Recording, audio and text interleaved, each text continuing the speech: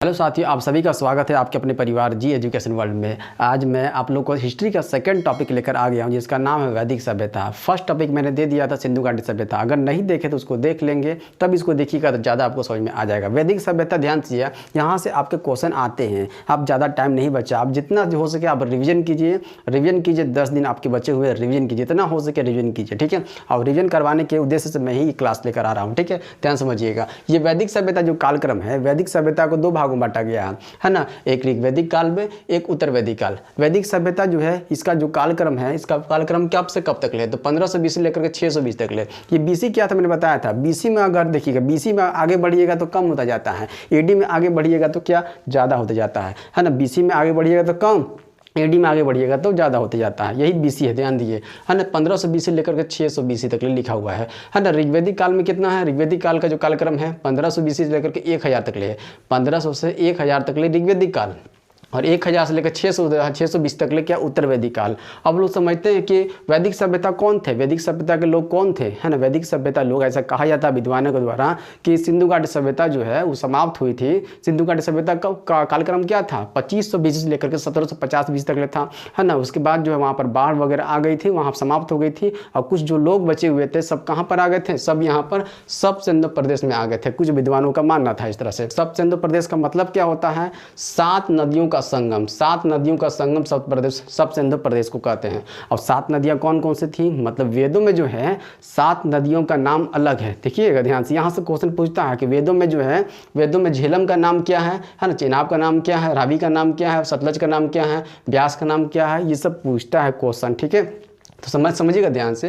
वितस्ता, झेलम को क्या बोला गया है वेदों में, तो वितस्ता बोला गया है। चेनाब को कौन सा, आशिकनी। रावी को पुरुषनी, सतलज को सुतुद्री, ब्यास को विपाशा, और सिंधु को सिंधु, और सरस्वती को सरस्वती बोला गया। यही 7 नदियां हैं। 7 नदियां मतलब कि सब सिंधु प्रदेश, सब सिंधु प्रदेश जो है 7 नदियों के संगम पर ये बसा हुआ है, ठीक है।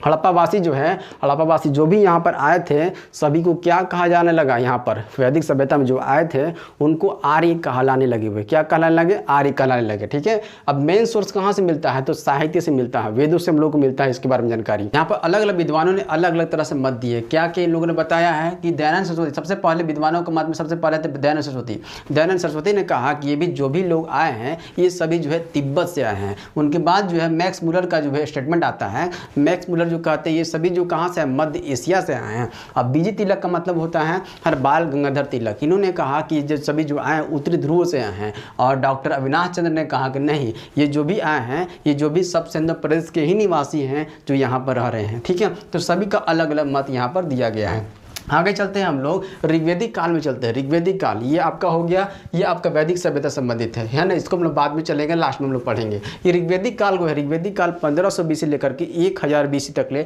अब इसके क्रम में क्या क्या हुआ तो हम लोग जानते हैं, ध्यान समझिएगा। यहाँ के लोग जो थे ग्रामीण थे। हम लोगों ने पढ़ा था कि सिंधु घाटी के लोग जो थे वो नगरीय थे, मतलब कि शहरी वासी थे। अब यहाँ पर टोटली क्या था, ग्रामीण थी, ठीक है। यहाँ पर लोग जो हैं कबीला बना कर रहते थे, मतलब कि एक कबीले में जो है 10-15 घर हो गए, फिर अगले कबीले में 10-15 घर हो गए, इस तरह से कबीला बना कर रहते थे, है ना। और कबीला का जो मुख्य प्रमुख होता था उसको सरदार कहते थे। सरदार का मुख्य कौन होता था, सरदार का प्रमुख कौन होता था, राजन होता था, राजन, ठीक है।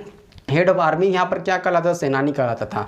व्यक्ति जो होते थे ना, मतलब लोगों को क्या कहा जाता है यहाँ पर, प्रत्येक व्यक्ति को जन कहा जाता था। ये समाज कैसा था, मातृ प्रधान समाज था यहाँ पर। मतलब कि माताएं जो है घर की मुखिया होती थी। आजकल जो है पितृसत्तात्मक जो समाज है ना, मतलब कि घर के मुखिया कौन होते हैं, पिताजी होते हैं। पितृसत्तात्मक समाज का मतलब होता है घर के मुखिया पिताजी। अब मातृ प्रधान समाज का मतलब होता है घर के मुखिया कौन, माता जी। यहाँ पर जो है मतलब कि ऋग्वैदिक काल में महिलाओं की स्थिति बेहतर थी। आगे चलते हैं, देखिए मैत्री हो गया, गार्गी हो गया, लोपामुद्रा ये जो है इस काल की जो है सबसे जो प्रमुख महिलाएं थी। कौन थी, मैत्री, गार्गी, लोपामुद्रा। ऋग्वेद की रचना जो है ये ऋग्वैदिक काल में किया गया। बाकी 3 और वेद है ना, सामवेद, यजुर्वेद, अथर्ववेद, इसके बाद में किया गया। यहाँ पर किया गया आपका उत्तर वैदिक काल में पढ़ेंगे।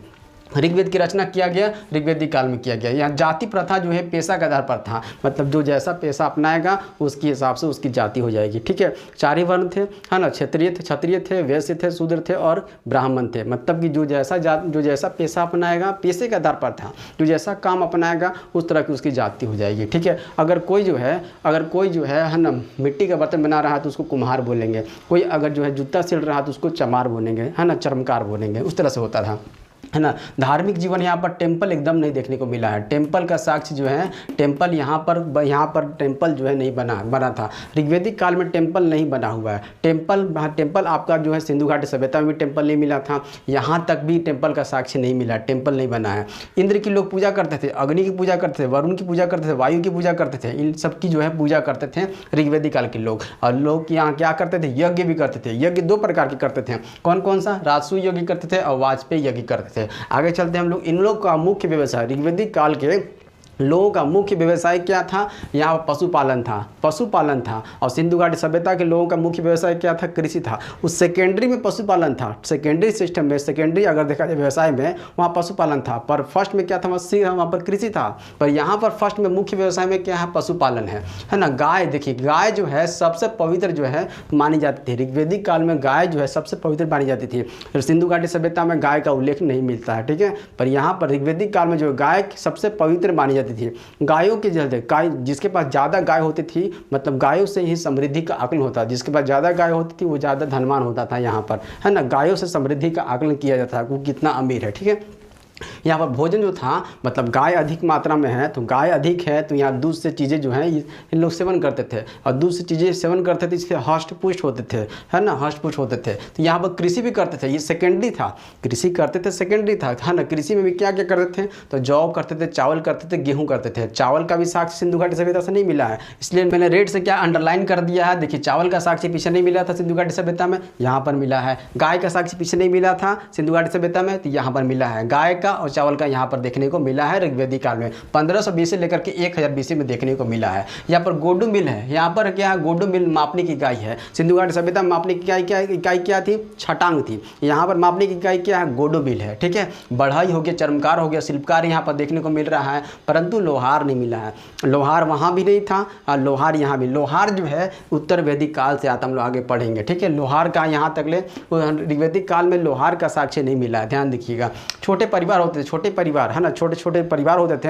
हाँ, छोटे परिवार को कुल कहते थे, और कुल का जो मेन आदमी होता था उसको क्या बोलते थे हम लोग, कुलुप कहते थे। ये तो था ऋग्वेदिक काल के बारे में। अब हम लोग चलते हैं हम लोग उत्तर वैदिक काल में। उत्तर वैदिक काल को जो कालक्रम है 1000 BC लेकर के 620 तक ले है। अब इसमें जो क्या क्या चीज़ें हुई थी सब मैं यहाँ पर लिखा हुआ है। देखिएगा, लोहे की खोज इधर कहीं नहीं हुआ था। लोहे की खोज, चावल की खोज और गाय सिंधु घाटी सभ्यता में नहीं मिला था। तो चावल तो यहाँ पर मिल गया, गाय भी यहाँ पर मिल गया, पर लोहा अभी तक यहाँ पर नहीं मिला। लोहा की खोज कहाँ पर किया गया, तो यहाँ पर 1000 से लेकर के 600 BC में। अगर कहा जाए आज से अगर देखा जाए तो 3000 साल पहले जो है लोहे की खोज हुई थी, है ना। इसलिए इस काल को लोहयुगीन कहा जाता है। क्या कहा जाता है, लोहयुगीन कहा जाता है। यहाँ पर जो है सामवेद, देखिए ऋग्वेद में, ऋग्वेदिक काल में ऋग्वेद की रचना हुई थी। अब बाकी जो और 3 वेद बचे हुए हैं, सामवेद, यजुर्वेद, अथर्ववेद, यहाँ पर होती है इसकी रचना। कहाँ पर होती है, उत्तर वैदिक काल में होती है। 1000 से लेकर 600 BC के अंतर्गत जो है सामवेद, यजुर्वेद, अथर्ववेद की रचना होती है। सामवेद जो है ना, सामवेद जो है किससे संबंधित है, सामवेद जो है संगीत से संबंधित है। यजुर्वेद कर्मकांड से संबंधित है, कर्मकांड का मतलब होता है यज्ञ वगैरह, ठीक है। और अथर्ववेद संबंधित है, अथर्ववेद जादू टोना संबंधित है। क्वेश्चन पूछा जाता है कि जादू टोने से संबंधित कौन सा वेद है ना, कौन सा है, अथर्ववेद है।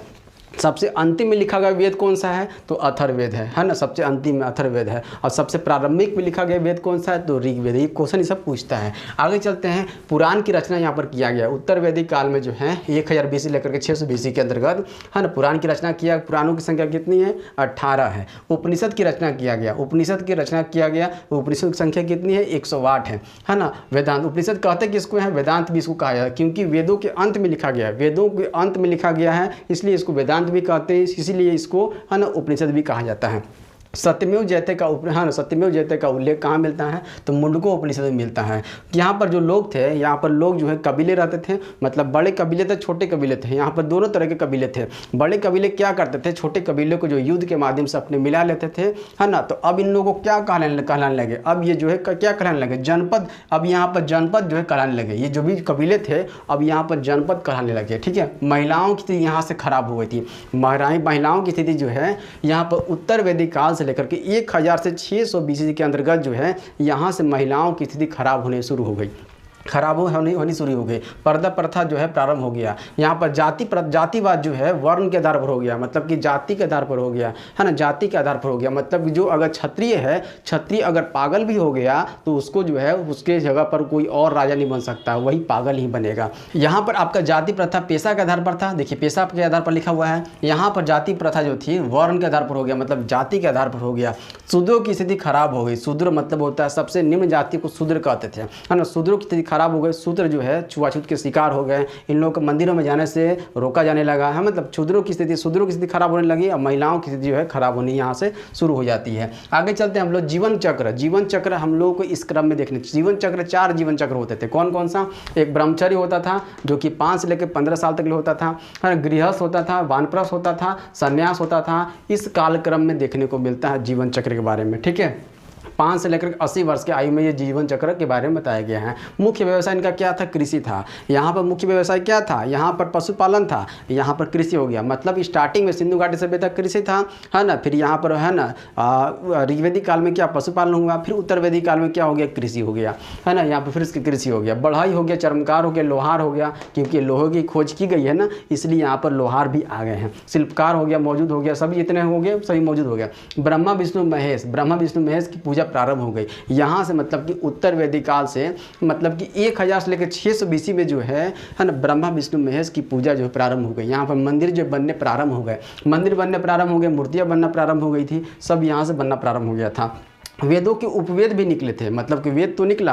वेद में कौन कौन से वेद है ना? 3 वेद यहाँ पर आए हैं। 3 वेद, सामवेद, यजुर्वेद, अथर्ववेद जो है यहाँ पर लिखा गया है। ऋग्वेद को ऋग्वेदिक काल में लिखा गया है, ठीक है। और वेदों के उपवेद निकले इसी काल में निकले थे, है ना। ऋग्वेद का उपवेद कौन सा? आयुर्वेद। इसको लिखने वाले कौन थे? तो धन्वंतरी थे। सामवेद का उपवेद गंधर्ववेद, लिखने वाले भरत मुनि। यजुर्वेद का धनुर्वेद, लिखने वाले कौन? विश्वामित्र। और अथर्ववेद का शिल्पवेद, लिखने वाले कौन? विश्वकर्मा, है ना। अरण्य से अरण्य का मतलब है कि जो लोग जो है जंगलों में जाकर रहते थे उसको अरण्य कहते थे, और जंगलों में लिखी गई किताब को अरण्य कहा जाता। जंगलों में लिखी गई किताब अरण्य कहलाता थे, और जो लोग जंगलों में रहते थे उसको अरण्य कहते थे। यहाँ तक हो गया आपका। ये आपका क्या था? ये उत्तर वैदिक काल था। उत्तर वैदिक काल मैंने बता दिया, ये ऋग्वेदिक काल था। ऋग्वेदिक काल देखिए, वेदत्रयी यहाँ पर लिखा है। वेदत्रयी का मतलब होता है शुरुआती के 3 वेद को, मतलब कि ऋग्वेद, सामवेद, यजुर्वेद को वेदत्रयी कहा जाता है। इस वेदत्रयी देखा है ना 10 मंडल है। ऋग्वेद में कितने मंडल है? कहा जाएगा ऋग्वेद में कितने मंडल? 10 मंडल है। 10वां मंडल किससे संबंधित है? 10वां मंडल जो वर्ण से संबंधित है, जिसको पुरुष सूक्त बोलते हैं, है ना। इसमें जो है सूक्त की संख्या कितनी है, मतलब कि मंत्र कितने हैं? ऋग्वेद में 1028 जो है मंत्र हैं। कितने हैं? 1028 मंत्र हैं, है ना। गायत्री मंत्र का उल्लेख कौन से मंडल में किया गया है? तो तीसरे मंडल में जो है गायत्री मंत्र का उल्लेख किया गया है।